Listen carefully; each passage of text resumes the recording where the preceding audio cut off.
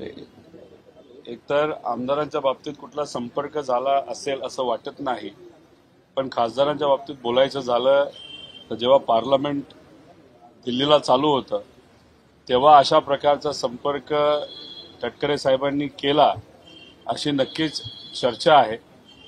त्यामुळे कितीही तिथनं प्रयत्न झाला, संपर्क झाला तरी खासदार असू द्या नाही तर आमदार असू द्या त्या बाबतीत कुठलाही वेगळा निर्णय घेतील असं मला वाटत नाही. आम्ही सर्वजण आदरणीय पवार साहेबांच्या मार्गदर्शनाखाली काम करणारे लोक आहोत. पवार साहेब जे सांगतील ते आम्ही करणार आहोत आणि आमच्या सर्वांसाठी विचार सुद्धा तितकेच महत्वाचे आहे.